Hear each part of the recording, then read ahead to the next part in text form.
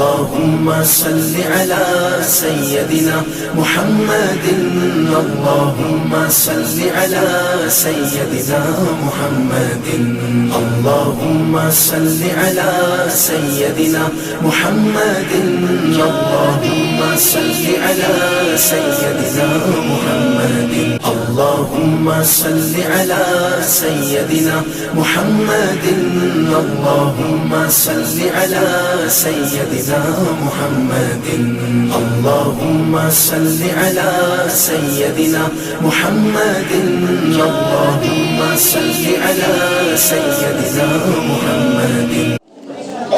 الحمد لله نحمده ونستعينه ونستغفره ونؤمن به ونتوكل عليه ونعوذ بالله من شرور أنفسنا ومن سيئات أعمالنا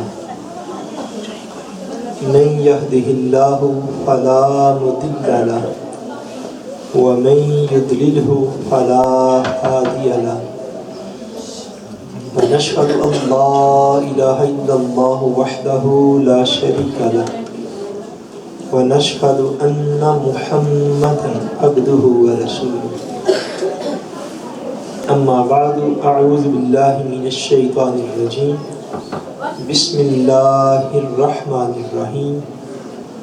قال الذي عنده علم من الكتاب أنا آتيك به قبل أن يرتد إليك طرفك فلما رآه مستقرا عنده قال هذا من فضل ربي. صدق الله العظيم. إن الله وملائكته يصلون على النبي يا أيها الذين آمنوا صلوا عليه وسلموا تسليما. اللهم صل على سيدنا ومولانا محمد وعلى آله وصحبه وبارك وسلم. اللهم صل على سيدنا ومولانا محمد وعلى آله وصحبه وبارك وسلم. الصلاة والسلام عليك يا رسول الله وعلى آلك وأصحابك يا حبيب الله. اللہ تبارک و تعالی وحدہ لا شریک کا بے پایا فضل و کرم اور احسان انعام ہے کہ جس نے باعث تخلیق کائنات رحمت للعالمین شافع روز جزا خاتم النبیین مظہر ذات و صفات حق تعالی حضور سیدنا محمد مصطفیٰ صلی اللہ علیہ وآلہ وسلم کے مبارک وسیلہ سے ہم سب کو دولت ایمان عطا فرمائی. اللہ تبارک و تعالی کما حقہ ہم اس دولت کی قدر کرنے کی توفیق عطا فرمائے. بحمد اللہ تعالی آج کا یہ ماہانہ پروگرام اور ہماری اس مرکز جامعہ باب العلم کا پہلا پروگرام جو کہ ہر مہینے کے پہلے اتوار کو ہمارے یہاں پہ 11ویں شریف کے عنوان کے ساتھ منعقد ہوتا ہے. اس میں ہم سب جمع ہیں. اللہ تبارک و تعالی اس مجلس کی روحانی برکات ہم سب کو نصیب فرمائے اور اولیاء کرام کی نسبت سے ہمارا یہ جمع ہونا ہمارے لیے اولیاء کرام کے فیوزات کے جاری ہونے کا باعث بنائے. اس سائڈ کے حباب اگر تھوڑے تھوڑے آگے ہو جائیں جو میرے رائٹ سائڈ پہ بیٹھے ہوئے تھوڑے تھوڑے آگے ہو جائیں تو جو ہے وہ مجلس میں میر ہیں گے اور شامل رہیں گے. پورا مہینہ یہ جو مجلس ہمارے پورا سال اور ہر سال کے ہر مہینے کے پہلے اتوار کو یہ جو مجلس ہمارے ہاں منعقد کی جاتی ہے اسے بالعموم 11ویں شریف کہتے ہیں. اور یہ مجالس کے اور محافل کے الگ الگ عنوانات ہوتے ہیں. مقصد صاحب ظاہر سب ایک ہی ہوتا ہے کہ اللہ تبارک و تعالیٰ کے دین کا بیان قرآن و سنت کی روشنی میں کیا جائے، اور ہم سارے مل کے اس مبارک دین کو تھام سکیں اور اپنے شب و روز اس دین کے مطابق گزار سکیں۔ مگر یہ جو ربیع الثانی کی محفل پاک ہوتی ہے، اسے بالعموم بڑی 11ویں شریف کہتے ہیں، اس لیے چونکہ یہ مجلس منسوب ہے امام ربانی، محبوب سبحانی، شہباز لامکانی، قطب الاقطاب، غوث الاغیاث، حضور السیدنا شیخ عبد القادر جیلانی رحمۃ اللہ تعالی علیہ الحسنی والحسینی، آپ کی مبارک ذات کے ساتھ چونکہ یہ مجلس نسبت رکھتی ہے، اور ربیع الثانی میں چونکہ آپ کا جو ہے وہ عرس مبارک ہوتا ہے، یوم وصال ہوتا ہے، سو اس لیے اس مجلس کو جو ربیع الثانی میں منعقد کی جاتی ہے، اس کو ہمارے ہاں پنجابی کلچر میں بالعموم بڑی 11ویں شریف کا عنوان دیا جاتا ہے۔ سو اس کی ریزن جو ہے وہ میں نے عرض کر دی ہے، تاکہ جس کی علم میں نہ ہو اس بات کو سمجھ سکیں۔ اولیاء کرام میں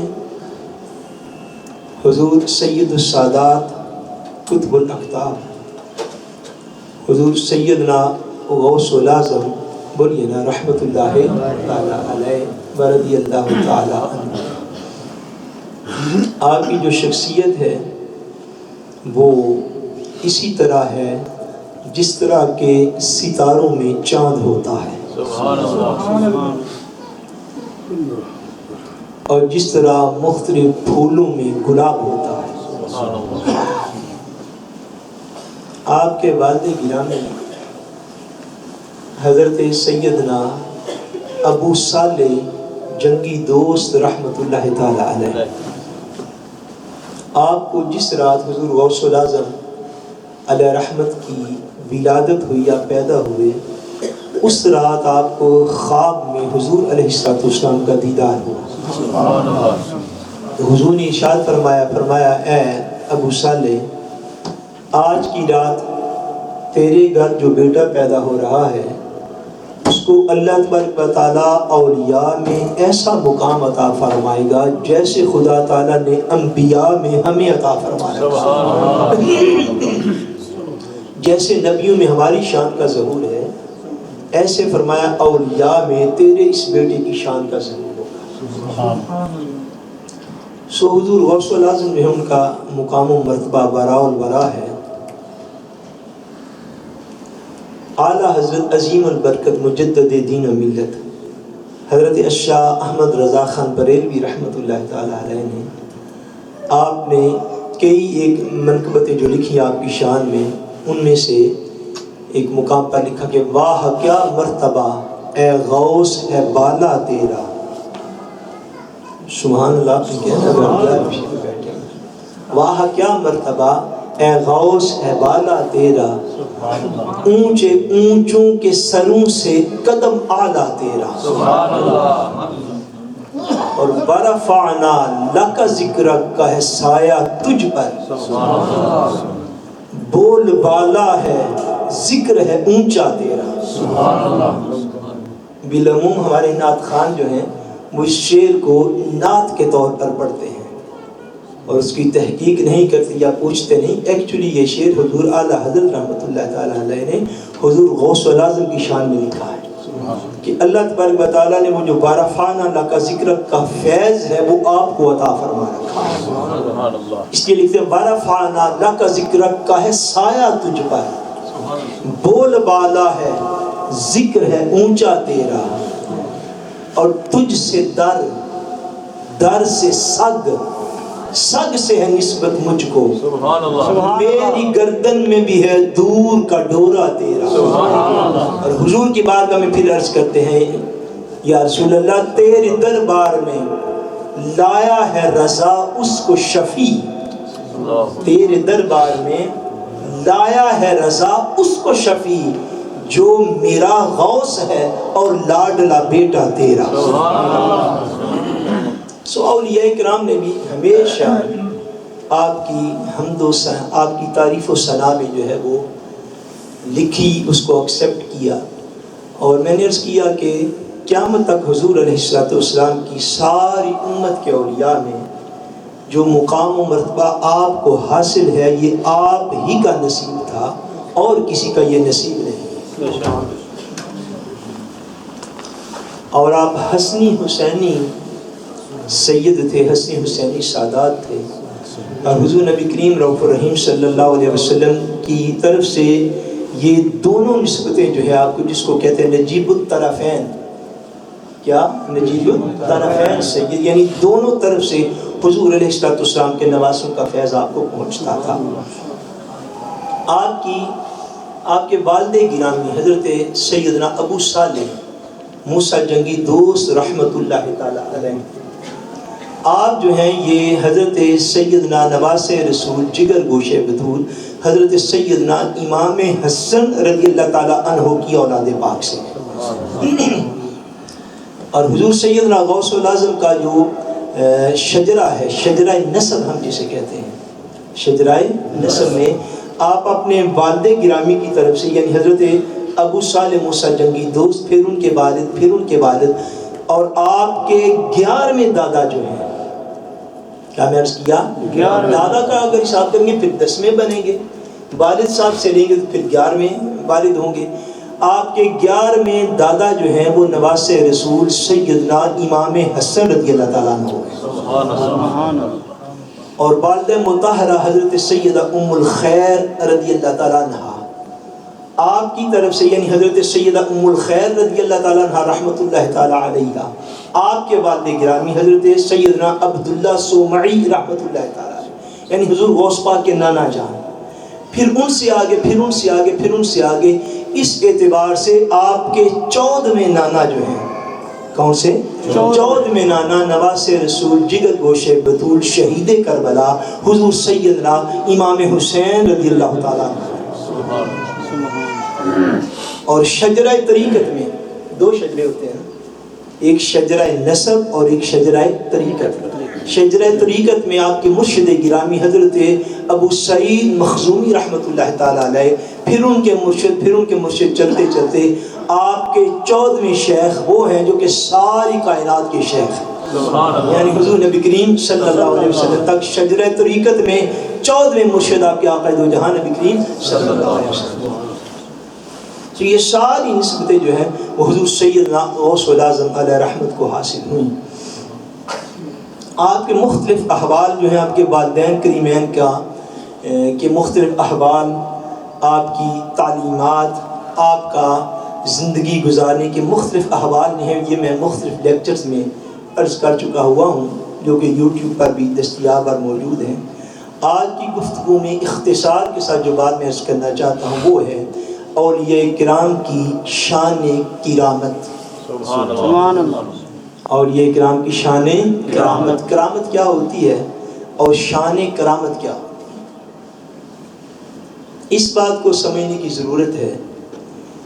چہ جائے کہ اس میں کوئی شک نہیں کہ امام العارفین، سید العارفین، سلطان العارفین حضرت شیخ بایزید بستامی رحمۃ اللہ تعالیٰ علیہ یا حضرت جنید بغدادی رحمۃ اللہ تعالیٰ، ان میں سے یعنی کبار اولیاء جو گزرے ان میں سے کسی ایک کا واقعہ ہے، بھی نام میرے ذہن میں مستحضر نہیں ہے 100%، لیکن ان دونوں ہستیوں میں سے کسی ایک کا واقعہ ہے.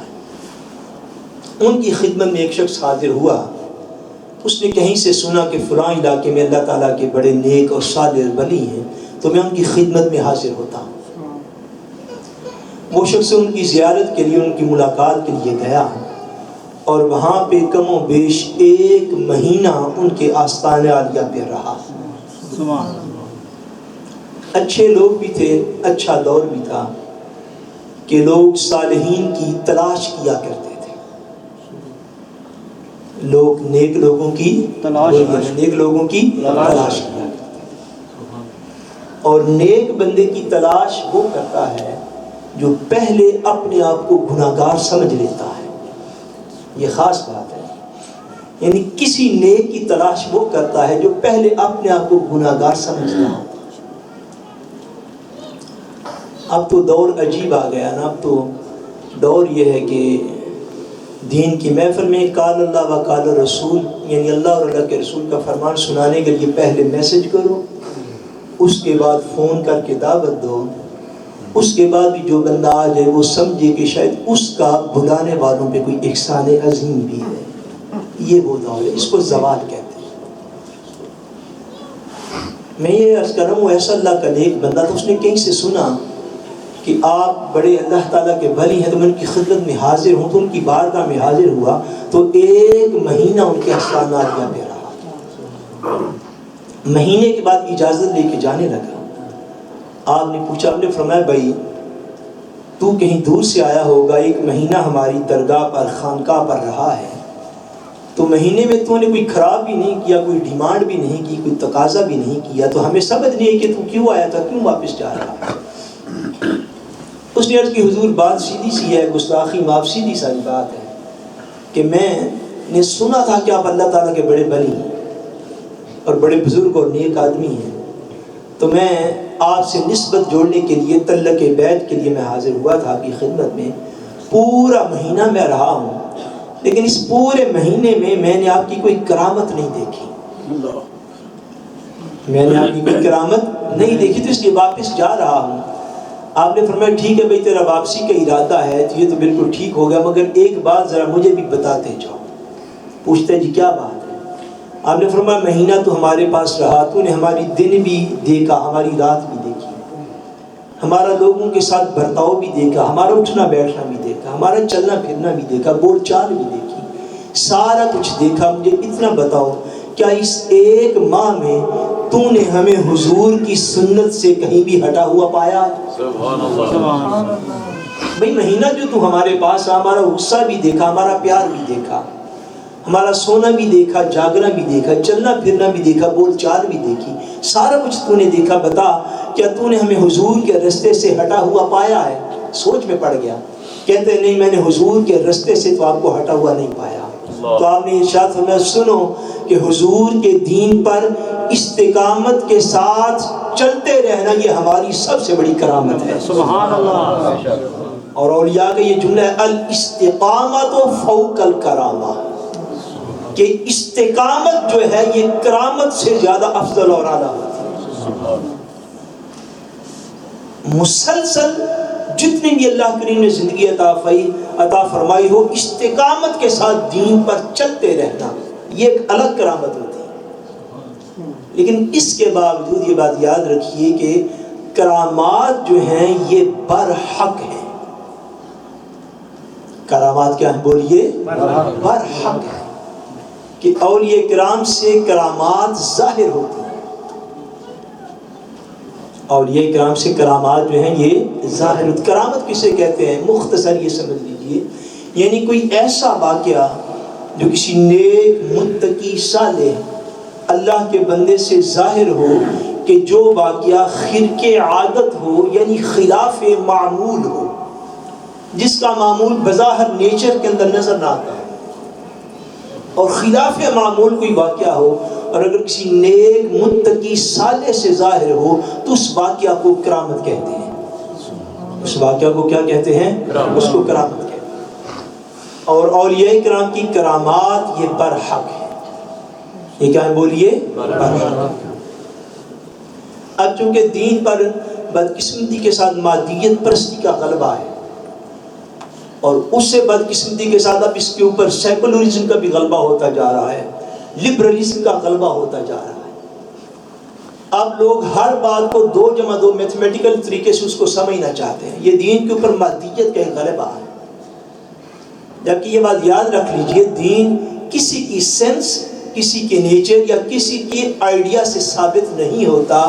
دین یا اللہ کے فرمان سے ثابت ہے یا حضور کے فرمان سے ثابت ہے۔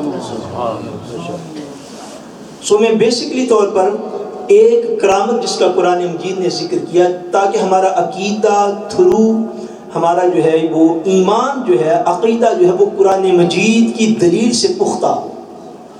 اس کے بعد حضور غوث العظم علیہ رحمت کی ایک آدھ کرامت کا ذکر کر دوں گا، تاکہ پہلے آپ اس کنسیپٹ کو قرآن مجید کی روشنی میں سمجھیے کہ کیا قرآن مجید نے بھی اولیاء کی کرامات بیان کی ہیں یا نہیں کی، اور کی ہیں تو کس اعتبار سے کی ہیں۔ اللہ تبارک و تعالیٰ وحدہ لا شریک کے پیارے نبی حضرت سیدنا سلیمان علیہ السلام، کون سے نبی؟ سیدنا سلیمان علیہ السلام، آپ کی بارگاہ میں جب آپ کی مجلس جو ہے وہ سجتی تھی تو آپ کی بارگاہ میں مختلف جو لوگ ہیں وہ آپ کی مجلس کے اندر موجود ہوا کرتے تھے، اور مختلف لوگ یعنی خالی انسان ہی نہیں، مختلف مخلوقات آپ کے دربار میں حاضری لگواتی تھی، جن میں انسان بھی ہوتے، جنات بھی ہوتے، پرندے بھی ہوتے، مختلف قسم کے جانوروں کے طبقات بھی حاضر خدمت ہوتے، اور سیدنا سلیمان علیہ السلام دربار میں ہر ایک کو شرف باریابی عطا فرمایا کرتے۔ سیدنا سلیمان علیہ السلام کی خدمت میں ایک دفعہ ایک پرندہ ہوتا ہے جس کو ہدہد کہتے ہیں۔ آپ مجھے اس وقت شور نہیں کہ اس کو نارویجن میں یہ کیا کہیں گے، چھوٹا سا ایک جو ہے وہ برڈ ہوتا ہے، پرندہ ہوتا ہے جس کو ہدہد کہا جاتا ہے، لمبی سا جس کی چونچ ہوتی ہے، اور بالعموم گولڈن کلر کے جو ہیں اس کے پر وغیرہ جو ہیں وہ ہوتے ہیں۔ وہ آپ کی خدمت میں دربار میں حاضر ہوا کرتا تھا۔ ایک دن وہ دربار میں موجود نہ تھا۔ سیدنا سلیمان علیہ السلام نے اس کی عدم موجودگی کو بڑا محسوس فرمایا اور اظہار غصہ کیا، اظہار جلال کیا۔ وہ کہیں سے اڑتا اڑاتا دور چلا گیا تھا، آپ کی سلطنت سے واپس آیا، واپس آ کے اس نے سارے احوال عرض کیے اس علاقہ کے جس کو ہم اب یمن کہتے ہیں۔ کس علاقے کے؟ یمن کے علاقے کے، اور یمن کا جو کیپٹل سٹی تھا صنعاء، اس کا اس نے واقعہ آپ کی خدمت میں عرض کیا۔ مختصر ویلڈی کھٹ یہ ہے کہ اس نے کہ حضور میں اڑتا اڑتا کہیں دور چلا گیا تھا، اور اس علاقے میں یمن کے اندر میں نے ایک عورت دیکھی جو کہ اس علاقے کے لوگوں پر حکمران ہے، اور اس کے پاس اتنا بڑا تخت ہے جو قرآن مجید نے الفاظ استعمال فرمائے ہیں، وہ کہتے ہیں عرش عظیم، یہ الفاظ ہیں قرآن مجید میں جو ہدہد نے حضرت سیدنا سلیمان علیہ السلام کی بارگاہ میں عرض کی ہے۔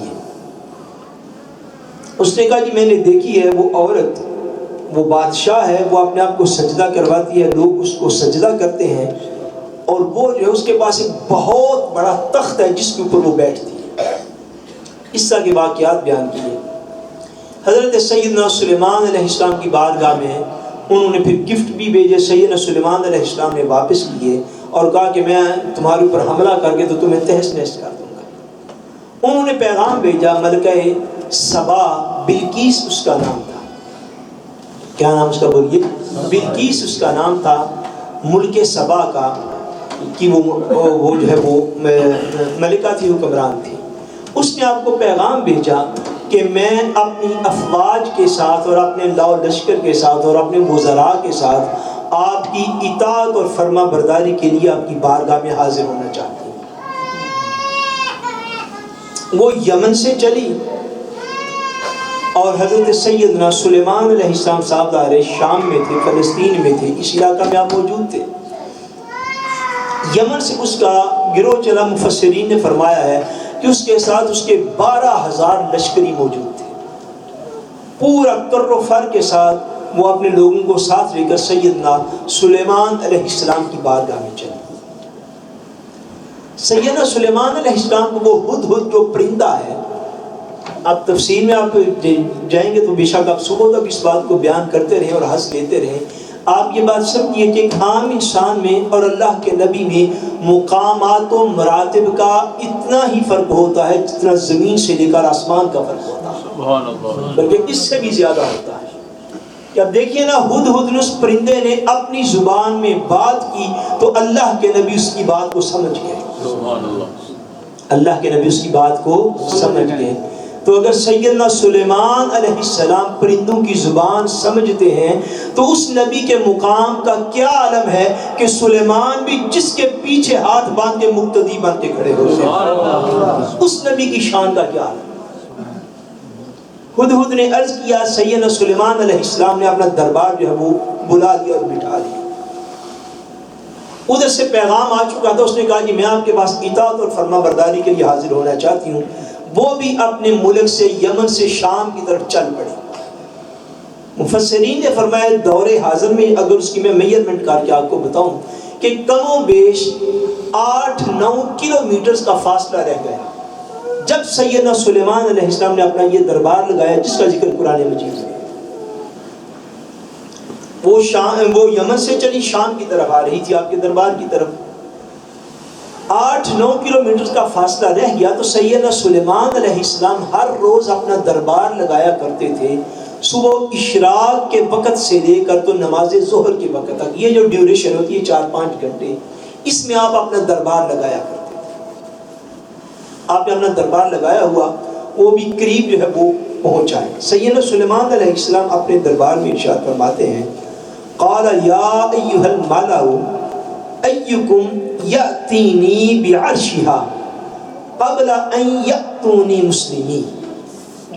آپ فرماتے ہیں اے میرے درباریوں، اے میرے سرداروں، تم میں سے کون ہے کہ وہ ملکہ سبا یعنی سبا علاقہ ہے، اس کا نام بلقیس ہے، وہ جو ملکہ سبا ہے، وہ جو بلقیس ہے، وہ جو حکمران ہے اس یمن کے اس علاقے کی، جو میرے پاس اطاعت گزار ہو کر فرما بردار ہو کر آنا چاہتی ہے، ابھی پہنچی نہیں۔ تم میں سے کون ہے کہ جو اس کے آنے سے پہلے پہلے اس کا تخت جو ہے وہ میری بارگاہ میں حاضر کر دے؟ اب مفسرین نے فرمایا 7-8-9 کلومیٹر کا فرق جو تھا وہ موجود تھا اور وہ آ رہی تھی آپ کی طرف۔ آپ نے یہ چاہا کہ اس کا تخت جو ہے وہ اس کے آنے سے پہلے میری بارگاہ میں پڑا ہوا ہو، موجود ہو، تاکہ اس کو سمجھ آ جائے کہ جس شخصیت کی بارگاہ میں حاضر ہوئی ہوں یہ صرف بادشاہ نہیں بلکہ یہ اللہ کا نبی اور رسول بھی۔ آپ نے اپنے جتنے بھی درباری تھے ان کے سامنے یہ سوال رکھا، فرمایا میں چاہتا ہوں اس کا تخت میری بارگاہ میں پیش کر دیا جائے۔ اب تخت اس کا کیا تھا؟ مفسرین نے فرمایا کہ اس کا تخت جو ہے وہ طول و عرض میں یعنی لمبائی چوڑائی میں، وہ لمبائی میں کم و بیش مفسرین کہتے ہیں 80 میٹر لمبا تھا اور چوڑائی میں کم و بیش 40 میٹر چوڑا تھا اور گولڈ کا بنا ہوا تھا، سونے کا تھا، اور پھر اس کے اوپر ڈائمنڈ، ہیرے، جواہرات کا وہ کام ہوا تھا۔ اور جو ملکہ بلقیس ہے اس کا یہ معمول تھا کہ جب بھی وہ سفر پہ کہیں جاتی تو اس نے اس اپنے تخت کی حفاظت کے لیے محل کے ساتھ ایک باقاعدہ الگ جو تھے وہ کمرے بنائے ہوئے تھے، 7 بڑے بڑے کمرے، جن میں 7ویں کمرے میں جا کے اس کو حفاظت سے رکھا جاتا ہے۔ اب اگر یہ ساری جتنی ڈیٹیل میں مختلف تفاصیر سے آپ کی خدمت میں عرض کروں، یہ ساری پڑھ کے اپنے عقل کے پیمانوں پہ آپ اسے رکھ لیجیے۔ یہ ایک تخت ہے جس کی لمبائی تقریباً 80 میٹر ہے، چوڑائی کتنی ہے؟ تقریباً 40 میٹر، گولڈ کا، سونے کا وہ بنا ہوا ہے، بھاری بھرکام ہے، اس کے اوپر ہیرے جواہرات بھی جڑے ہوئے ہیں۔ اور اس کا معمول یہ ہے جب بھی وہ سفر پہ جاتی ہے تو اس کو ایک الگ کمرہ بہت بڑا بنا ہوا ہے جس کے اندر وہ رکھ کے جاتی ہے، پھر اس کے آگے ایک اور 4 دیواری ہے، پھر وہ لاک ہے، پھر اس 4 دیواری کے باہر تیسری 4 دیواری ہے، پھر وہ لاک ہے۔ اس طرح کرتے کرتے 7 4 دیواریاں ہیں جو کہ چھتی ہوئی ہیں اوپر سے، ان میں سے 7ویں اور آخری 4 دیواری کے اندر وہ تخت پڑا ہوا ہے۔ سلیمان علیہ السلام یہ ارشاد فرما رہے ہیں اپنے امتیوں سے، اپنے درباریوں سے یہ فرما رہے ہیں کہ میں یہ چاہتا ہوں کہ وہ تخت ملکہ بلقیس کا جو تخت ہے اس کے آنے سے پہلے پہلے، آپ یوں سمجھ لیجئے، اگر مزید سمجھنا چاہیں تو گرور وہاں بیٹھے ہوئے ہیں، تو اس کا لشکر جو ہے وہ پہنچ آیا ہے یہاں پر خالبرن پلس کے پاس، تھوڑا اور آگے چلے جائیے گرنن پہنچا ہوا ہے، اور گرنل سے وہ ادھر آ رہا ہے، اتنا ہی فاصلہ ہے میکسیمم.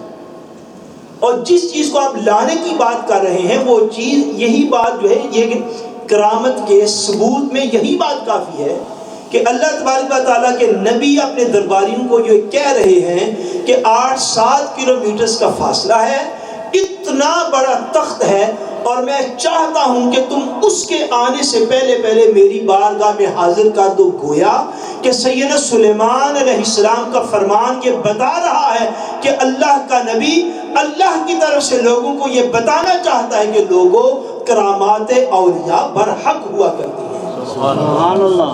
بھائی اگر پاسبل ہی نہ تھا تو سوال کا تو کوئی جواز نہیں بنتا. اب اگر یہ چیز پاسبل ہی نہ تھی تو سیدنا سلیمان علیہ السلام نے یہ سوال کیا کیوں اپنی امت کے ساتھ؟ آپ کو پتہ ہے کہ اگر اللہ چاہے تو اپنے بعض بندوں کو اتنی طاقت عطا فرما دیتا ہے.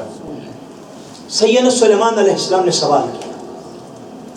اب قرآن مجید اللہ کریم کیا ارشاد فرماتے ہیں آگے سورہ النمل کی نیکسٹ آیت پاک میں، فرمایا قال عفریت من الجن انا آتیک بہ قبل ان تقوم من مقامک وانی علیہ لقوی امین. سورہ النمل آیت 39.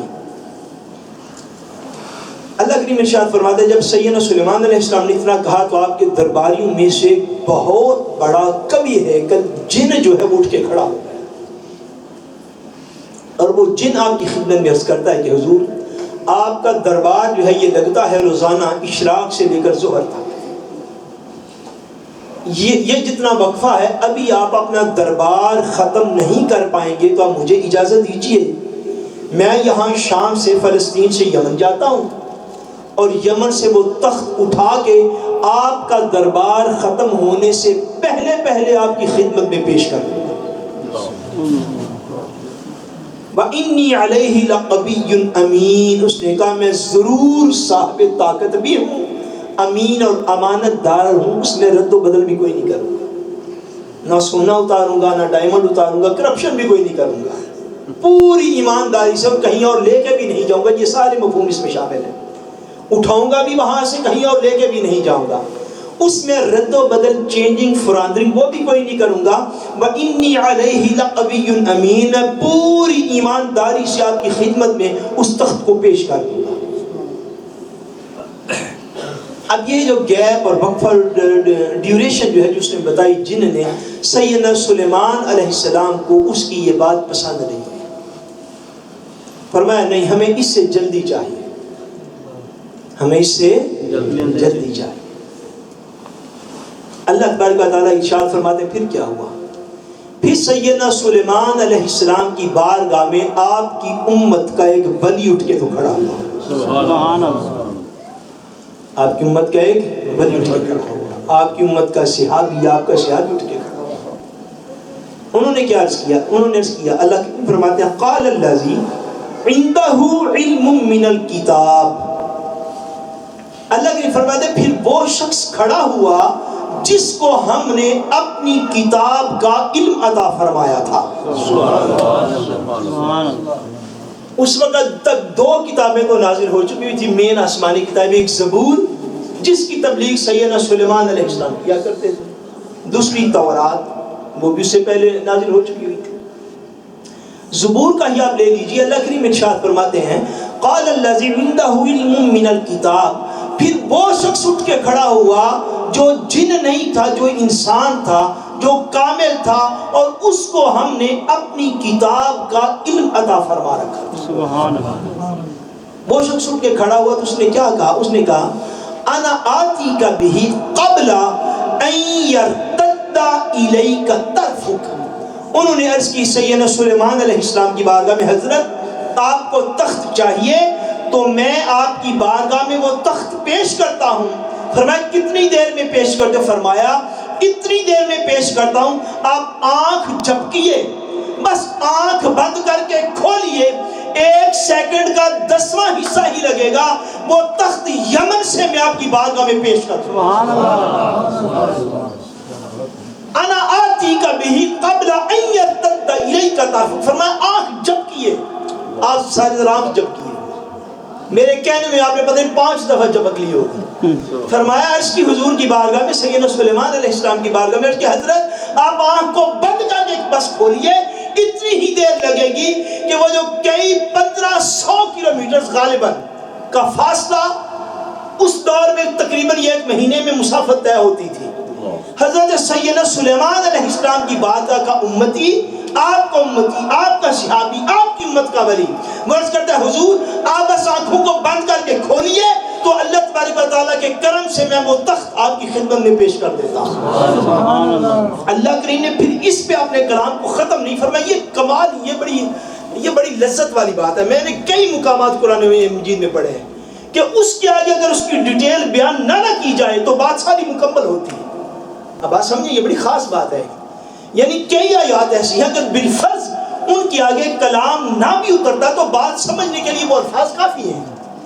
اب یہ الفاظ بھی میرے خیال میں یہ مقامات ان مقامات میں سے ایک مقام ہے کہ جب صحابی رسول نے کہہ دیا, جب اللہ کے ولی نے کہہ دیا حضرت میں خدمت میں پیش کرتا ہوں, قرآن مجید نے ذکر فرما دیا, تو اتنا ذکر ہی اس کے اسبات کے لیے یا اس کے ثبوت کے لیے یا اس کے جائز ہونے کے لیے کافی ہوتا ہے.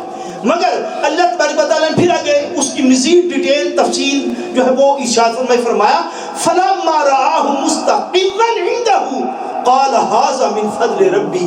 اور سیدنا سلیمان علیہ السلام نے آنکھ جھپکی, جب آنکھ جھپک کے کھولی تو ملکہ بلقیس کا تخت سیدنا سلیمان کے پاس پڑا. سبحان اللہ.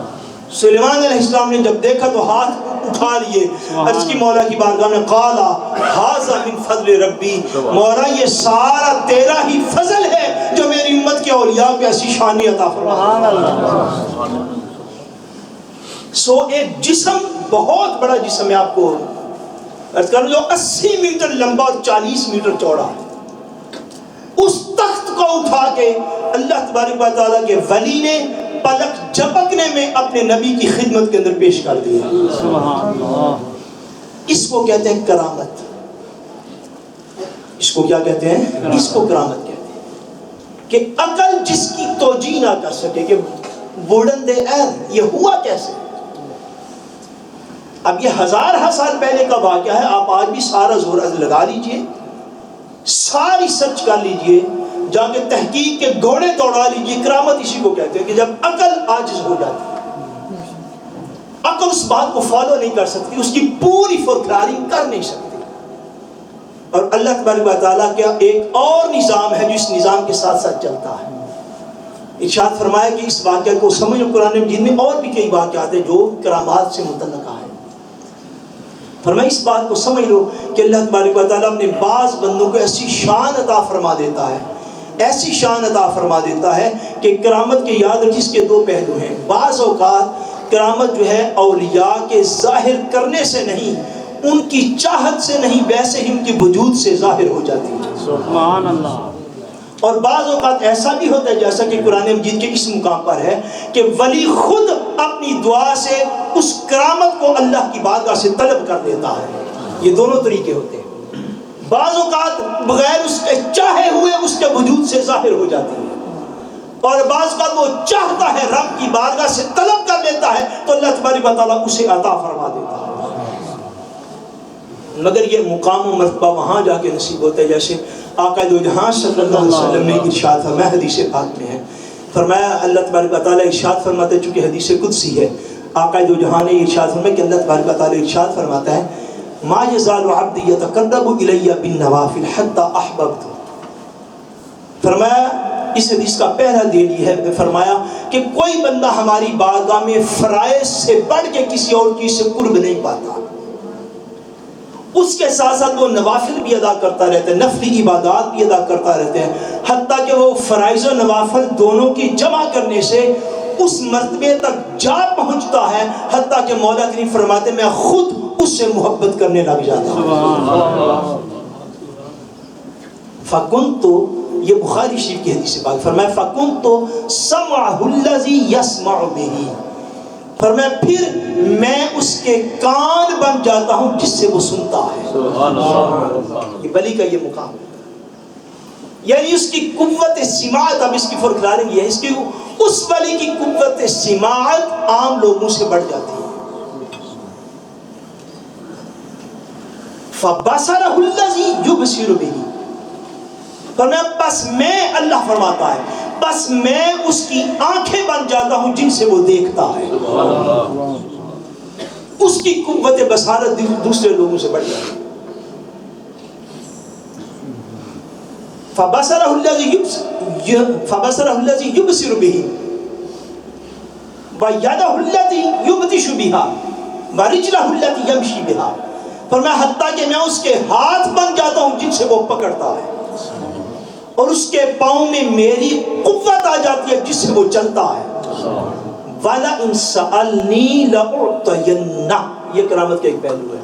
فرمایا پھر میرا بندہ جب اس مقام و مرتبہ تک جا پہنچتا ہے، پھر وہ مجھ سے جو بھی سوال کرتا ہے میں اس کو عطا فرما دیتا ہوں. بس سوال وہ کرتا چلا جاتا ہے، عطا کا دروازہ میرا کھلا ہوا ہوتا ہے. وہ اپنے متعلقین، اپنے مریدین، اپنے محبت کرنے والوں، جس کے لیے جو مانگتا ہے رب فرماتا ہے وَلَئِن سَأَلْنِي، اب جب وہ مجھ سے سوال کرتا ہے لَأُعْطِيَنَّهُ، میں اس کو عطا فرما دیتا ہوں. سبحان اللہ. پھر کبھی کرامت اس کے وجود سے ظاہر ہوتی ہے، اور پھر کبھی وہ اپنے رب سے ناز و ادا میں خود بھی مانگ لیتا ہے کہ مولا یہ میرا طالب ہے، اس کی فلاں مشکل کو آسان فرما دے. ظاہر کوئی چیز نظر نہیں آ رہی ہوتی، ظاہر اس کا کوئی وجود جو ہے وہ ظاہر نظر نہیں آتا، کوئی پاسبلٹی نہیں ہوتی، کوئی امکان نہیں ہوتا.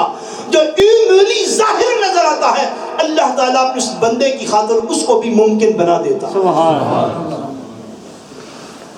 حضور سیدنا غوث العظم رحمت اللہ تعالی علیہ، حضرت ابو محمد عبد الحق الحریمی رحمت اللہ تعالی علیہ فرماتے ہیں کہ ہم حضور غوث پاک رحمت اللہ تعالی علیہ کی بارگاہ میں حاضر تھے. ایک دو بندے ہمارے پاس موجود تھے کہ حضور غوث العظم نے وضو فرمایا. کیا کیا؟ وضو کیا، اور وضو کر کے تو آپ نے 2 نوافل ادا کیے. نوافل ادا فرما کے فرماتے ہیں کہ حضور غوث العظم نے جو نالین اپنے پہنے ہوئے تھے، ان کو نالین کو پکڑ کے تو آپ نے فضا کے اندر یوں اچھال دیا. سبحان اللہ. فرماتے ہیں ہم نے دیکھا 2 بندوں کے، وہ نام لے کر بتاتے، ہم آپ کی مجلس میں حاضر اور موجود تھے. جب ہم نے یوں فضا میں اچھال دیے تو ہم نے ان کو وہاں پہ گرتے ہوئے نہیں دیکھا، مگر ہمت اور طاقت نہ پاتے تھے کہ آپ سے پوچھیں کہ یہ کیا ماجرا ہے. فرماتے ہم خاموش رہے. حتیٰ کہ کہتے ہیں تیسرے دن بغداد کے نواس ایک قافلہ، اس قافلے کے پاس حضور غوث العظم کے وہ نالین موجود تھے. انہوں نے آگے ہمیں واقعہ بتایا کہ ہم قافلے میں آ رہے تھے، ہمیں رستے میں ڈاکو نے لوٹ لیا، اور لوٹا تو ہمارے قافلے کے کئی افراد کو جنہوں نے مزاحمت کی انہوں نے قتل کر ڈالا، ہمارے مال اسباب سارا کچھ لوٹ لیا. کہتے جب وہ لوٹ کے ایک سائڈ پہ ہوئے تو ہم میں سے کچھ لوگوں نے جو حضور غوث العظم کے مرید تھے، انہوں نے حضور غوث العظم کو پکارنا شروع کیا. فرماتے جب پکارا تو تھوڑی دیر بعد گزری تو ہم نے دیکھا جدھر ڈاکو گئے تھے مال لوٹ کے، ادھر یوں لگتا تھا جیسے کسی نے ان کے اوپر حملہ کر دیا. وہ لوگ واپس آئے کہتے ہمارے پاس، اور واپس آ کے انہوں نے ہمارے جو مال و اسباب لوٹ لیے تھے وہ ہمیں واپس کیے، اور واپس کیے تو وہاں پہ ان کے جو سردار تھے قافلے کے دونوں، جو اس ڈاکوں کے قافلے کے سردار تھے، انہوں نے کہا ہم نے ان کو مردہ حالت میں دیکھا اور ان کے پاس ہم نے حضور غوث پاک کے یہ نالین پڑے ہوئے دیکھے اور ہم وہاں سے اٹھا لائے. یہ وہ چیز ہے، اس بات کو فکری طور پہ سمجھنے کی ضرورت ہے کہ قرآن مقدس نے یہ چیز ارشاد فرما دی کہ کئی من اور ٹن کا تخت ایک جگہ سے دوسری جگہ موو ہو سکتا ہے. اس بات پہ یقین کر لو اور پھر سمجھو کہ غوث پاک کے نالین بھی ایک جگہ سے دوسری جگہ موو ہو سکتے ہیں. اس بات میں کوئی شک نہیں ہے کسی کو، اور علماء نے اس کے اوپر لکھا ہے، کلام کیا ہے. اس بات میں کوئی شک نہیں ہے کہ اللہ کی ساری کتابوں سے افضل یہ کتاب ہے، اور پہلی امتوں کے جن اولیاء کا ذکر اس کتاب کے اندر ہے، حضور کی امت کے اولیاء درجے میں ان سے کہیں زیادہ آگے بڑھے ہوئے ہیں. جیسے اللہ تبارک و تعالیٰ نے کئی مقامات پر پہلے انبیاء کے امتوں کے اولیاء کی کرامات کا ذکر کیا، تو حضور کی امت کے اولیاء کی کرامات کو ماننے والے جو ہیں وہ تذبذب کا شکار کیوں ہوتے ہیں؟ قرآن مجید نے واضح طور پر ارشاد فرمایا، جس وجہ سے سورہ البقرہ کہلاتی ہے۔ آپ کو پتہ ہے سورہ البقرہ کیوں کہلاتی ہے؟ کہ بنی اسرائیل کے اندر ایک قتل ہو گیا تھا، بنی اسرائیل میں قتل ہو گیا، اور قاتل جو تھا اس نے ہی اس مقتول کی طرف سے دعویٰ بھی دائر کر دیا کہ اس کے قاتلوں کو ڈھونڈا جائے۔ رات کو قتل کیا، رات کے اندھیرے میں کسی اور قبیلے کے دروازے پر پھینک آیا، غالباً بھتیجا تھا۔ صبح اٹھ کے اس نے اس کا چچا ہونے کی حیثیت سے مقتول کا اس نے دعویٰ بھی کر دیا۔ سیدنا موسیٰ علیہ السلام نے انہیں ارشاد فرمایا اللہ تبارک و تعالیٰ یہ ارشاد فرماتا ہے کہ گائے جو ہے اس کو ذبح کرو، اور گائے کو ذبح کر کے اس گائے کا ایک ٹکڑا وہ مقتول کو مارو، تو مقتول خود اٹھ کے زندہ ہو کے بتائے گا کہ مجھے قتل کس نے کیا۔ سارے لمبے واقعے کے بعد آپ اس پوائنٹ پر آ جائیں کہ انہوں نے ایک گائے کو تلاش کر لیا اللہ کی رضا کے مطابق۔ تو اللہ تبارک و تعالیٰ ارشاد فرماتے ہیں پھر انہوں نے گائے کو ذبح کیا۔ جب گائے کو ذبح کر لیا تو پھر کیا ہوا؟ فرمایا فَقُلْنَا اضْرِبُوهُ بِبَعْضِهَا، فرمایا پھر ہم نے ارشاد فرمایا اب اس گائے کا ٹکڑا لے کر اس مقتول کو مارو، اس ذبح شدہ گائے کا ٹکڑا لے کر اس مقتول کو مارو۔ مفسرین نے ارشاد فرمایا کہ وہ گائے تھی کس کی؟ وہ گائے بنی اسرائیل کے ایک مرحوم ولی اللہ کی گائے تھی۔ سبحان اللہ۔ اس کے بچوں سے اس کو خریدا گیا، اور اس کے بچوں سے خرید کے اس گائے کو ذبح کیا گیا۔ ذبح کر کے اس کا گوشت کا ٹکڑا ایک لے کے فرمایا اللہ تبارک و تعالیٰ نے ہم نے فرمایا اس مقتول کو گائے کے گوشت کا ٹکڑا مارو۔ جو ہی انہوں نے ذبح شدہ گائے کا ٹکڑا لے کے مقتول کو مارا، اللہ فرماتے کذالک یحیی اللہ الموتیٰ، اسی طرح اللہ تعالیٰ مردوں کو پھر سے زندگی عطا فرما دیتا ہے۔ اللہ تعالیٰ نے گائے کا ٹکڑا لگنے سے اس مردہ کو زندگی عطا فرما دی۔ اس کو کرامت کہتے ہیں۔ سارے اوسلو کی، سارے ناروے کی گائے لے کے ذبح کر لیں آپ، روز ہزاروں کی تعداد میں ذبح ہوتی ہوں گی، اور روز لوگ مرڈر بھی ہوتے ہوں گے۔ کسی مقتول کو گائے کا ایک ٹکڑا نہیں، ساری گائے ہی مار دو، جب وہ اٹھ گیا تو بنو ہی آگے دس گیا۔ باسن کرامت کسے کہتے ہیں؟ کرامت اس واقعہ کو کہتے ہیں جس کی عقلی توجیہ کرنا آپ کے لیے پاسبل نہیں ہوتا فوری طور پہ، کم سے کم فوری طور پہ کوئی پاسبلٹی نہیں آپ کے۔ اللہ کریم ارشاد فرماتے ہیں ہم نے گائے کا ٹکڑا ان کو کہا کہ مارو، انہوں نے گائے کا ٹکڑا مارا، اللہ تعالیٰ نے مردے کو زندگی عطا فرما دی۔ حضور سیدنا غوث العظم رحمت اللہ تعالیٰ علیہ، آپ بغداد کی کسی گلی میں جا رہے ہیں، گلی میں چلتے چلتے آپ نے دیکھا ایک مسلمان اور ایک عیسائی جو ہیں وہ آپس میں جو ہے وہ ڈسکشن کر رہے ہیں۔ ڈسکشن اس بات پہ ہے، جو عیسائی جو ہے وہ یہ کہتا ہے کہ میرے نبی یعنی سیدنا عیسیٰ علیہ السلام جو ہے وہ تمہارے نبی یعنی آقا دو جہاں سیدنا محمد مصطفیٰ صلی اللہ علیہ وسلم سے زیادہ افضل والا ہے۔ اور مسلمان یہ کہتا ہے کہ نہیں، میرے نبی حضور نبی کریم صلی اللہ علیہ وسلم وہ آپ کے نبی سے زیادہ شان رکھنے والے ہیں۔ حضور غوث العظم اس گلی سے گزر رہے ہیں، آپ نے دونوں کی بات سنی، بات سن کے آپ نے دونوں کو بلا لیا، ارشاد فرمایا بھائی کس بات پہ ڈسکس کر رہے ہو؟ عرض کی حضور یہ بات ڈسکس کر رہے ہیں۔ آپ نے ارشاد فرمایا اس عیسائی سے، آپ نے فرمایا بھائی تم یہ جو کہہ رہے ہو کہ آپ کے نبی افضل ہے ہمارے نبی سے، تمہارے پاس دلیل کیا ہے اس بات کی؟ وہ عیسائی کہتے جی دلیل یہ ہے کہ آپ کا قرآن ہی خود کہتا ہے کہ ہمارے نبی جو عیسیٰ علیہ السلام ہیں انہوں نے مردوں کو بھی زندہ فرما دیا تھا، انہوں نے مردوں کو بھی زندہ کر دیا تھا، اس لیے ہمارے نبی زیادہ افضل ہوگا۔ حضور سیدنا غوث العظم علیہ رحمت اللہ نے اسے ارشاد فرمایا، آپ نے فرمایا میں نبی تو نہیں ہوں نبی کے غلام ہوں، اگر میں مردہ زندہ کر دوں تو مان جاؤ کہ حضور افضل اعلیٰ ہیں۔ اور میں اگر میں ہی مردہ زندہ کر دوں، میں تو نبی نہیں ہوں، میں تو نبی کا غلام ہوں، اگر میں مردہ زندہ کر دوں تو مان جاؤ گے کہ ہمارے نبی افضل اعلیٰ ہیں، ایمان لے آؤ گے؟ اس نے کہا یہ تو ہم نے کمالی بات کر دی، اگر آپ مردہ زندہ کر دیں تو میں ایمان لے آؤں گا آپ کے نبی پہ۔ آپ نے فرمایا چلو میرے ساتھ۔ حضور غوث العظم سے قبرستان لے کر گئے، فرمایا اس قبرستان میں جو سب سے پرانی قبر ہے اگر کہو تو اس کا مردہ میں زندہ کر دیتا ہوں۔ اس نے کہا جی کیجئے۔ آپ ایک قبر کے اوپر کھڑے ہو گئے، پرانی قبر تھی، ارشاد فرمایا اتنی بات تو تم کہہ رہے ہو، اگر کہو تو اس سے اگلی بات بھی تمہیں بتا دوں۔ حضور کیا بات ہے؟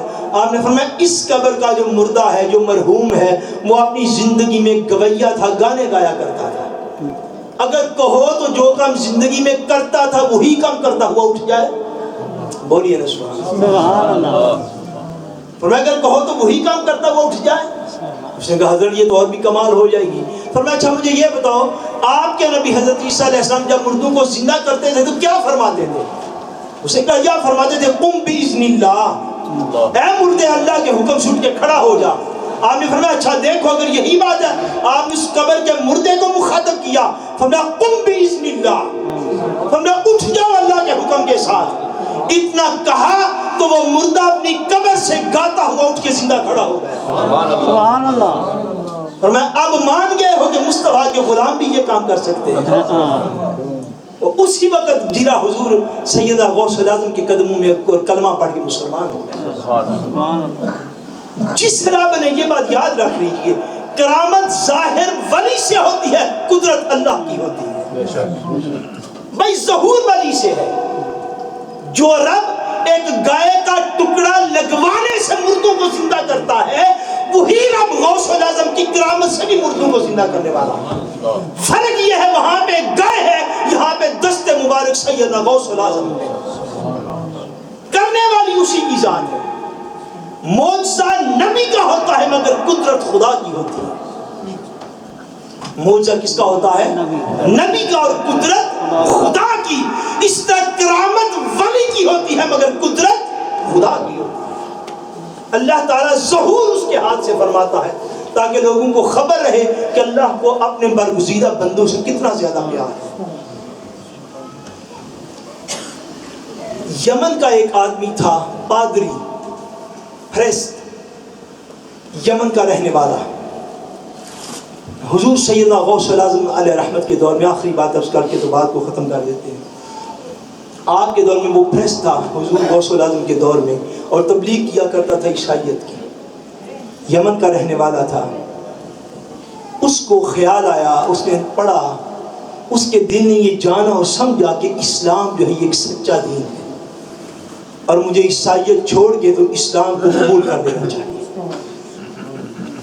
جب سال اس کا دل مطمئن ہو گیا، پھر دل ایک اور طرف مائل ہو گیا، پھر دل اس طرف مائل ہوا کہ میں اس وقت روئے زمین میں جو سب سے بہترین مسلمان ہے، میں اس کے ہاتھ پہ جا کے اسلام قبول کروں۔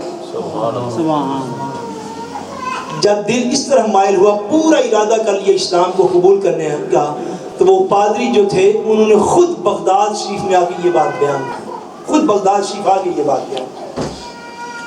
انہوں نے کہا کہ میں نے جب یہ ارادہ کر لیا کہ میں اسلام قبول کر لوں، پھر یہ ارادہ کیا کہ اس وقت روئے زمین میں جو سب سے بہترین مومن اس کے ہاتھ پر جا کے اسلام قبول کروں۔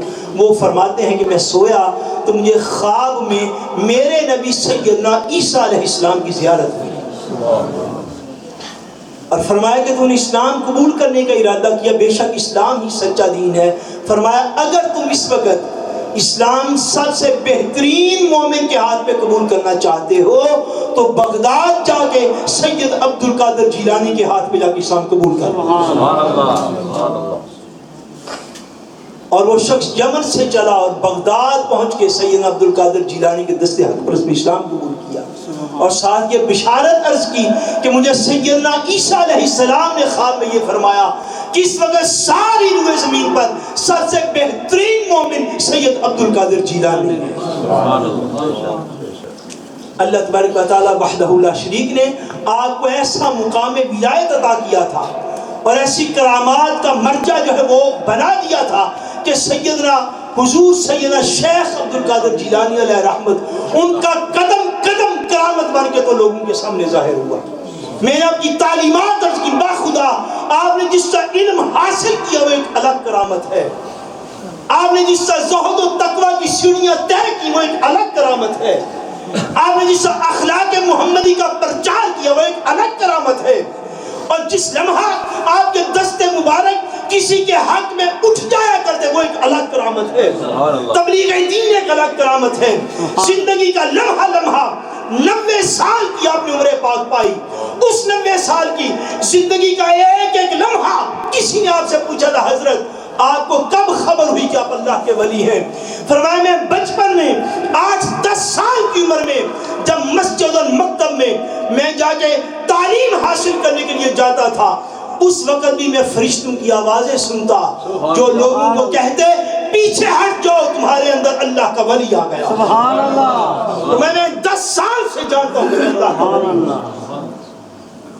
کبھی احوال اللہ نے آپ کے اوپر ایسے منکشف کر دیے تھے کہ 17 یا 18 سال کی عمر پاک میں تھے، جب ایک دن آپ عرفہ کے دن جب 9 ذی الحج کو لوگ عرفات کے میدان میں ہوتے ہیں، حضور سیدنا غوث الاعظم اپنے گھر کی چھت مبارک پر چڑھے. جب چھت پہ چڑھے فرماتے میں کھڑا تو جیلان میں اپنی چھت کے اوپر تھا، اللہ نے سارے پردے ہٹا دیے، میں نے عرفات کے میدان میں حاجیوں کو دیکھ لیا. سبحان اللہ. عمر پاک کے اس حصے میں اوائل بچپن سے آپ کو اپنی ولایت کا علم تھا، اس کے باوجود آپ ریاضات کو دیکھیے، مجاہدات کو دیکھیے، حضور غوث پاک کی دین کی خاطر خدمات کو دیکھیے، تو آج کا مسلمان شاید وہ تصور بھی نہ کر سکتا ہو. آپ فرماتے ہیں کہ میں نے 15 سال کم و بیش، حضور غوث پاک فرماتے 15 سال میں میری راتیں ایسے گزری ہیں کہ رات کا کوئی لمحہ بھی تلاوت قرآن سے خالی نہیں جاتا. کوئی لمحہ فرماتے تلاوت قرآن سے خالی نہیں گیا، حتیٰ کہ فرماتے بتقاضِ بشریت مجھے نیند آ جاتی، مگر میں نے ارادہ کیا ہوا تھا کہ میں اللہ تبارک و تعالیٰ کی کتاب کی تلاوت کرتا رہوں. شوق اتنا ہو گیا. فرماتے میری حالت یہ ہو گئی کہ میں نے اپنے اس گھر میں یا جس بھی جگہ پر میں تھا، میں نے ایک دیوار کے ساتھ ایک لکڑی جو تھی وہ نصب کر لی تھی، اور اس لکڑی کو نصب کر کے فرماتے میں ایک ہاتھ سے اس کو پکڑ رکھتا تھا اور ساری رات قرآن مجید کی تلاوت کرتا تھا کہ جب اس کے اوپر گرفت کمزور ہوگی تو اس کا مطلب ہے مجھے نیند آ گئی ہے، اس سے نیچے گروں گا تو پھر اٹھ کے تو کھڑا ہو جاؤں گا. فرماتے میں نے 15 سال قرآن مجید اس طرح پڑھا ہے کہ دیوار کے اندر نصب کر کے اس چیز کو ہاتھ سے پکڑتا رہتا اور ساری رات کھڑا ہو کے قرآن مجید کی تلاوت اپنی زبان سے کرتا رہتا. سبحان اللہ.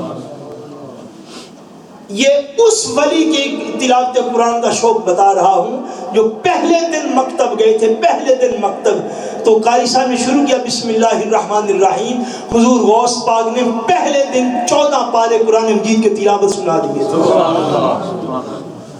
استاد حیران ہوئے، فرمایا بیٹا تم تو ابھی پہلے دن پڑھنے کے لیے آئے ہو، 14 سپارے کہاں سے حفظ کیے؟ فرمایا یہ 14 سپارے تو وہ ہیں جو میں نے اپنی والدہ سے بچپن میں سن کے تو حفظ کر رکھے. فرمایا میری والدہ ہر وقت قرآن کی تلاوت کرتی، مجھے دودھ پلاتی تھی تو قرآن پڑھتی رہتی تھی، گھر میں آٹا گوندتی ہے تو قرآن پڑھتی رہتی ہے، پانی دیتی ہے تو قرآن مجید کی تلاوت اس کے منہ سے جاری رہتی ہے. فرمایا 14 پارے تو میں نے 5-6 سال کی عمر میں والدہ صاحبہ سے سن کے حفظ کر لیے. جن کی تربیت کا عالم یہ ہو، جن کے تقوی اور طہارت کا عالم یہ ہو، ان کی محنتیں اور ریاستیں دیکھیں تو اس دور کے ہر انسان کو جو ہے وہ انتہائی عجیب اور حیرت کے اندر مبتلا انسان ہوتا ہے. 25 سال کم و بیش 25 ایئرس زندگی کا حصہ ہوتا ہے. 25 سال سیدنا غوث الاعظم نے ظاہری تعلیم کو مکمل کرنے کے بعد 25 سال آپ نے عراق کے جنگلوں میں ریاضت کی. سبحان اللہ. اور 2-2 3-3 سال ایک جگہ پہ بیٹھے رہتے. اور جو آتا کہیں سے کھانے کے لیے آتا. آپ فرماتے بعض اوقات میری حالت اتنی خراب ہو جاتی بغداد میں فاقوں کی وجہ سے پاس وسائل موجود نہ ہوتے. فرماتے ایک دفعہ میں نے دیکھا ایک مسجد کے اندر ایک شخص کھانا کھا رہا ہے. فرماتے وہ کھانا کھا رہا تھا, میری بھوک کا عالم یہ تھا کہ اس کے منہ کو دیکھ کر میرا منہ اپنے آپ ہلتا تھا, مگر میں اسے مانگ نہیں تھا سکتا. بھوک کا یہ عالم ہو جاتا تھا.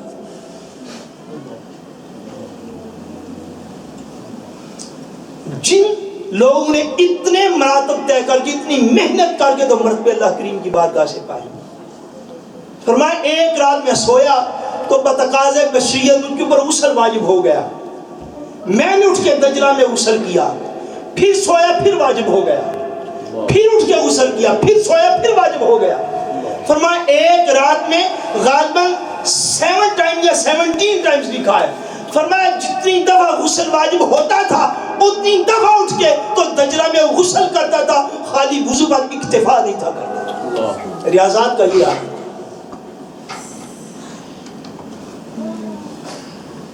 حضور سیدنا خضر علیہ السلام آپ کے سامنے حاضر ہوئے, تشریف لائے. فرمایا کہ آپ یہاں پہ بیٹھیے, میں یہاں پہ تھوڑی دیر کے بعد آتا ہوں. آپ نے وعدہ فرما لیا.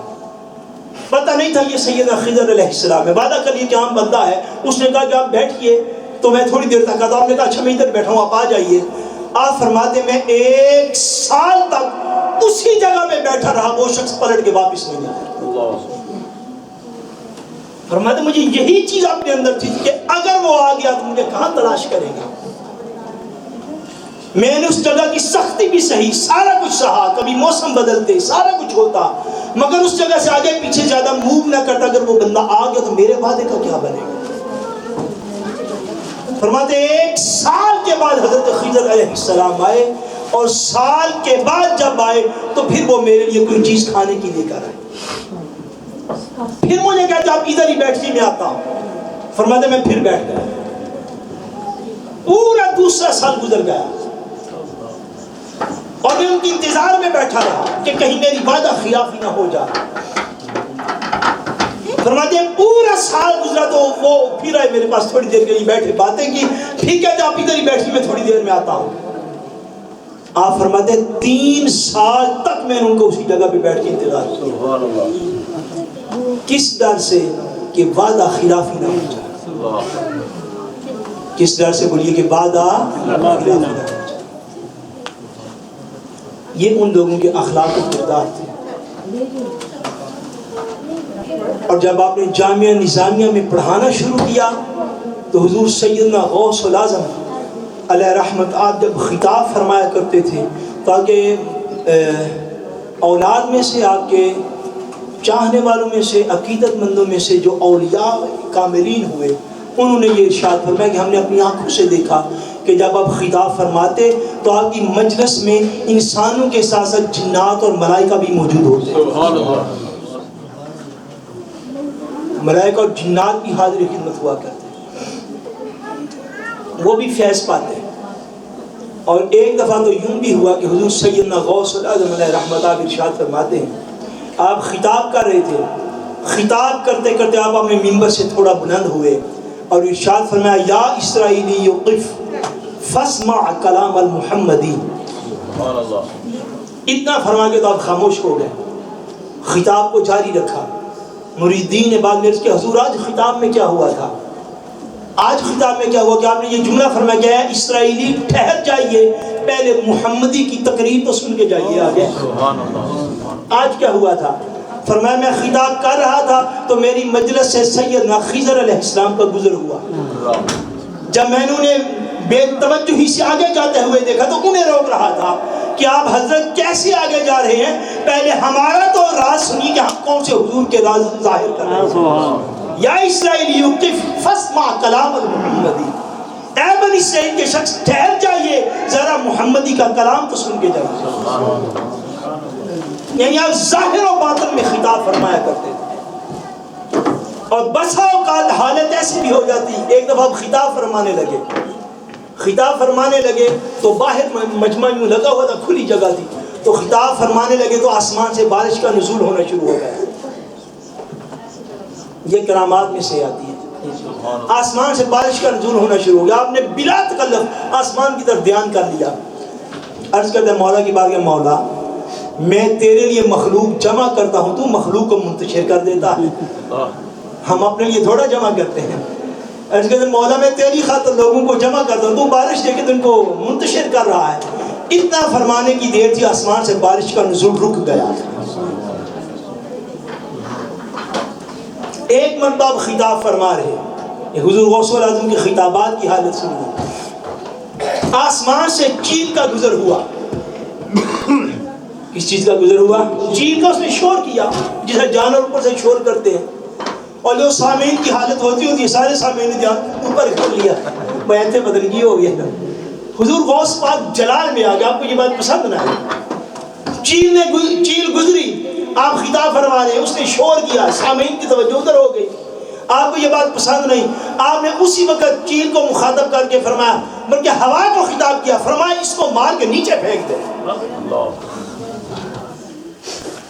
چیل کا سر الگ ہو گیا، دھڑ الگ ہو گیا، نیچے آ گری، مت گئی۔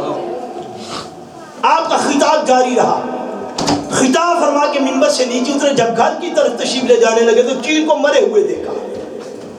اس وقت پھر توجہ فرمائی، فرمایا بھئی اس کو کیا ہوا؟ مریدین نے حضور حالت خطاب میں آپ نے فرمایا تھا تم مر جا، تو یہ مر گئی۔ آپ کو پیار آیا، آپ اٹھے، آپ نے اس چیل کو پکڑا، اس کے سر کو پکڑا، اس کے دھڑ کو پکڑا، دونوں کو جوڑ کے دستے مبارک پھیرا، فرمایا بسم اللہ الرحمن الرحیم، جا اڑ جا، ہمارے خطاب میں آگے بس ڈسٹرب نہ کیا کر۔ اللہ نے اس کو پھر سے زندگی عطا فرمائی۔ اور آخری بات آپ کی شان خطابت کی کرتا ہوں کہ غوث الیاس قطب الاقطاب سید السادات اور سارے اولیاء کا شہنشاہ، اس کی حالت یہ تھی دوران خطاب ایک دو مرتبہ سے زائد مرتبہ ایسے ہوا ہے، 2 یا 3 مرتبہ سے زائد، 2 دفعہ یا 3 مرتبہ ایسے ہوا آپ کے حالت خطاب میں کہ حضور غوث اعظم خطاب فرما رہے ہیں، اللہ کی مخلوق کو اللہ کا دین پہنچا رہے ہیں۔ اس حالت خطاب میں حضور سیدنا غوث اعظم کے گھر سے پیغام آ جاتا ہے، آپ کا فلاں بیٹا جو ہے اس کا وصال ہو گیا، آپ کی فلاں بیٹی جو ہے اس کا وصال ہو گیا، آپ کی فلاں پوتی جو ہے اس کا وصال ہو گیا۔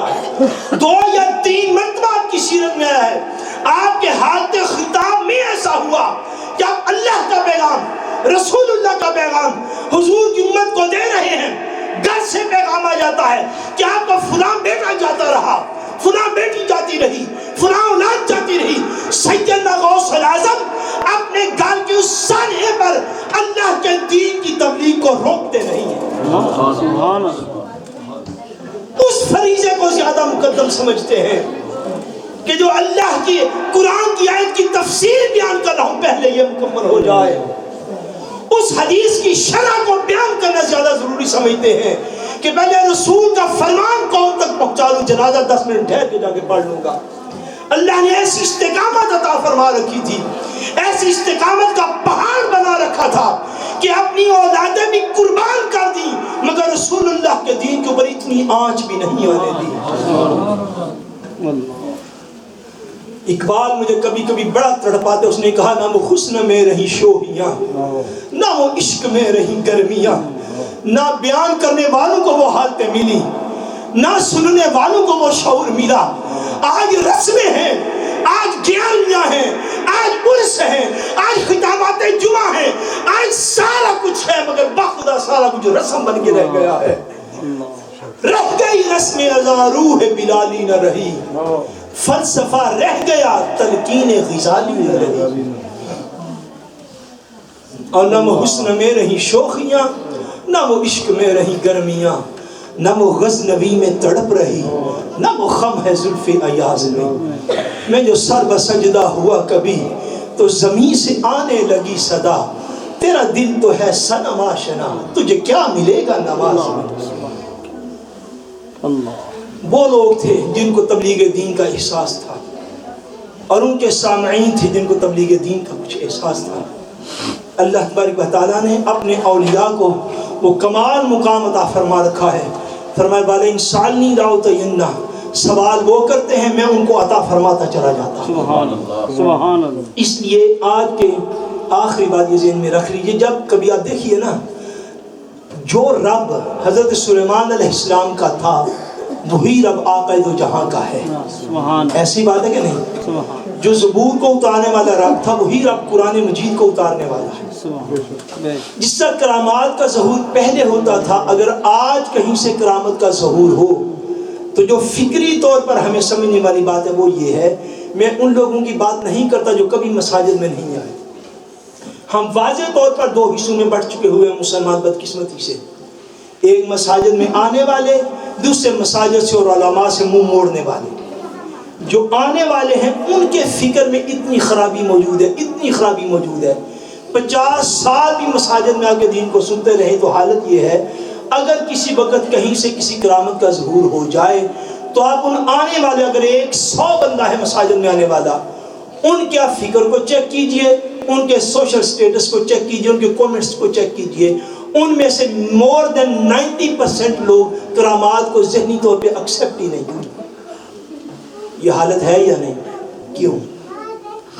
اس لیے آپ واقعہ کی تحقیق ایک الگ میٹر ہے، دیکھیے نا کہ وہ واقعہ ہوا یا نہ ہوا، اس کے اوپر آپ تحقیق کیجئے، لیکن یہ بات یاد رکھیے ہمیں یہ کہا گیا، ہم یہ وعدہ کرتے اپنے رب کے ساتھ ہر روز، آمنت باللہ کما ہوا باسمائہ وصفاتہ وقبلت جمیع احکامہ، آگے واقرار باللسان، مولا ہم اپنی زبان سے اقرار کرتے رہیں گے، ہم اپنی زبان سے اس بات کا اقرار کرتے رہیں گے، جو کچھ تیری کتاب میں ہے ہم زبان سے کہتے رہیں گے کہ ایسا ہی ہوتا ہے۔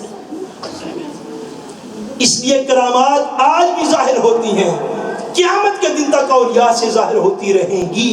یہ بلیو رکھنا لازم ہے کہ اولیاء سے کرامات ظاہر ہوتی ہیں۔ آگے واقعہ کی تحقیق کریں وہ جھوٹ ہے یا سچ ہے، اصل ہے یا جعلی ہے، غلط ہے یا صحیح ہے، وہ تحقیق ایک الگ میٹر ہے، لیکن کرامات کا انکار مت کیجئے، اس لیے کہ کرامات کا انکار کرنا یہ قرآن مجید کا انکار۔